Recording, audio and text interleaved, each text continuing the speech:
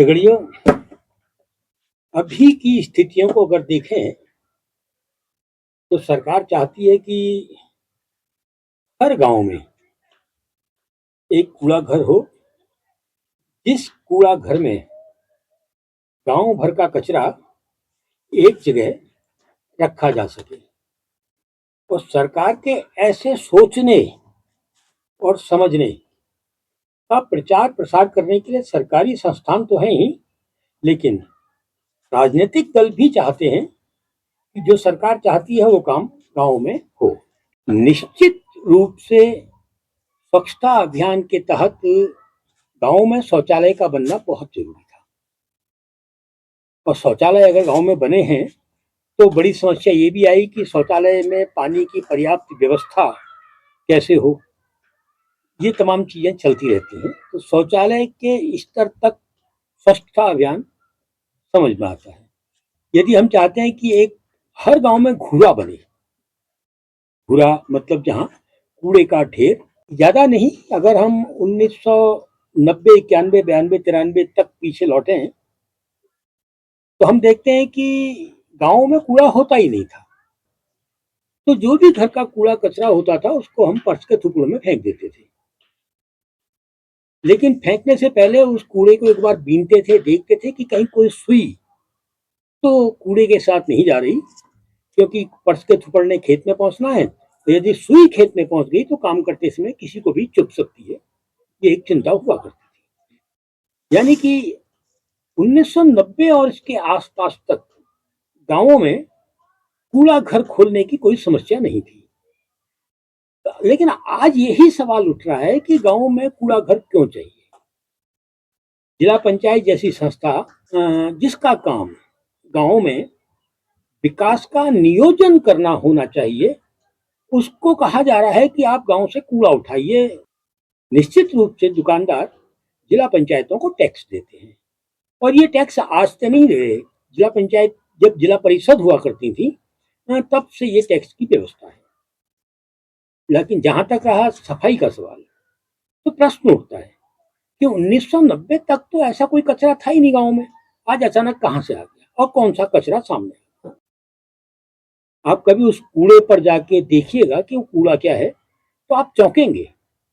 बड़ी बड़ी कंपनियां, जो कॉरपोरेटों की कंपनियां जो उत्पाद बना रही हैं, उस उत्पाद को आपके घर तक पहुंचाने के लिए, आपकी दुकान तक पहुंचाने के लिए जो रैपर इस्तेमाल होते हैं, कुरकुरे का रैपर, बिस्कुट का रैपर, मक्खन का रैपर, दही का रैपर, दूध का रैपर, शराब का रैपर, शराब की बोतल, आदि आदि आदि हर चीज। आप दुकान में जाइए देखिए तो कोई भी सामान ऐसा नहीं होगा जो बिना रैपर के ना हो। और थोड़ा बहुत सामान जो बिना रैपर का होता भी है उसके लिए पॉलीथीन के बैग आ गए हैं, जिनमें भरकर उस सामान को आप अपने घर तक ले जाएंगे। और यही रैपर, यही खोल, यही पॉलीथीन गांव के अंदर एक ऐसा कूड़ा बन जाता है जो 1, 2, 4, 6 दिन तो छोड़िए, 100, 150 साल तक भी खत्म होने की स्थिति में नहीं आएगा। अब सरकार चाहती है कि इस कूड़े को गांव के अंदर एक स्थान विशेष पर लोग फेंकें और उस कूड़े के लिए एक स्थान विशेष बनाएं। अब प्रश्न उठता है, प्रश्न है कि ये कूड़ा हमारे तक मुनाफा कमाकर भेजा गया है। यानी अगर मैंने कुरकुरे का पैकेट खरीदा है, या मैंने बिस्कुट का पैकेट खरीदा है, दही खरीदा है, दूध खरीदा है, मक्खन खरीदा है, मलाई खरीदी है कंपनियों से आने वाली, तो मैंने उसमें पूरी कीमत दी है। पैकिंग की भी कीमत दी है, रैपर की भी दी है, ढक्कन की भी, खोल की भी कीमत दी है।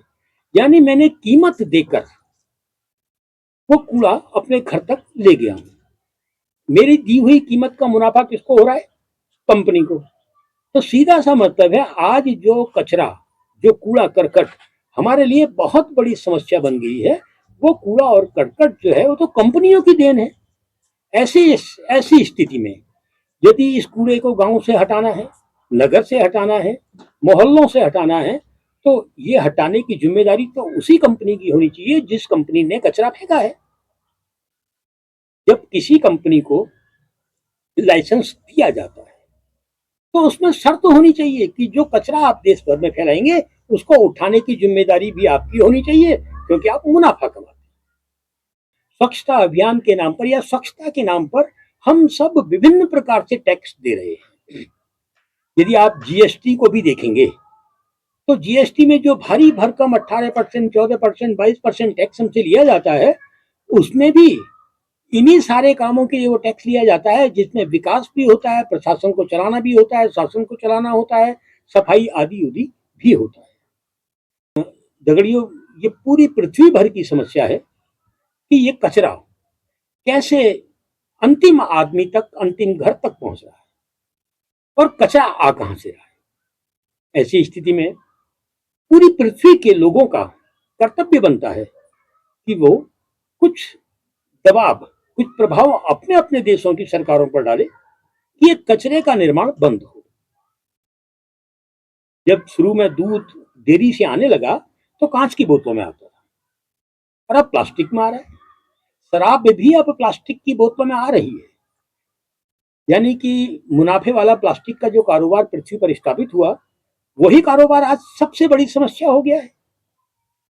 उसी प्लास्टिक को सस्ता जुगाड़ बड़ी बड़ी कंपनियां बना रही हैं एक रैपर को इस्तेमाल करने के लिए। हमें चाहिए कि हम पृथ्वी पर प्लास्टिक के निर्माण को रोक दें। एक तो कचरा इस प्रकार से समाप्त होगा। दूसरा, बड़ी बड़ी कंपनियां बहुत बड़ी बड़ी मशीनें बना रही है।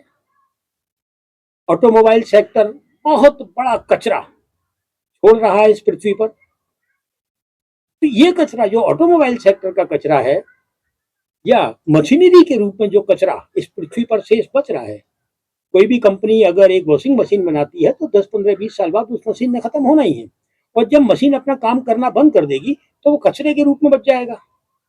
ये जो कचरा है, इसके साथ खतरनाक कचरा अभी रेडियोधर्मी का कचरा भी है। तो ये कचरा जिला पंचायतें उठाएं गांवों से, ये प्रयास सरकार करके सिर्फ कचरे को आपके नजदीक से हटाकर किसी एक स्थान पर बड़े ढेर के रूप में जमा करने का जुगाड़ करती है। यदि सरकार चाहती है कि गांव का कचरा गांव में ही एक स्थान पर ढेर के रूप में रहे, तो वो कचरा खत्म नहीं कर रही है, कचरे को पैदा होने से नहीं रोक रही है। वो तो चाह रही है कि जो कचरा आपके गांव में आता है उसको साहब आप चिंता मत कीजिए, उसको एक जगह पर रख दीजिए। ये कैसी सरकार है जिनको पृथ्वी की चिंता नहीं है, वातावरण की चिंता नहीं है, पर्यावरण की चिंता नहीं है, आदमी के सांस लेने की हवा की चिंता नहीं है, आदमी के जिंदा रहने के लिए जो पीने का पानी है उसकी चिंता नहीं है, लेकिन चिंता है कंपनियों से बनकर जो उत्पाद जनता तक पहुंच रहे हैं, मुनाफे वाले उत्पाद, वो कैसे सकुशल रहें, सुरक्षित रहें, और उनके जो रैपर हैं उनके लिए कोई कानून ना बने। यही चिंता लगता है सरकारों की है। यदि सरकारें कचरा फेंकने वाली, कचरा बनाने वाली व्यवस्था को ठीक नहीं कर सकती हैं, तो क्या उनको सरकारों में रहने का अधिकार होना चाहिए?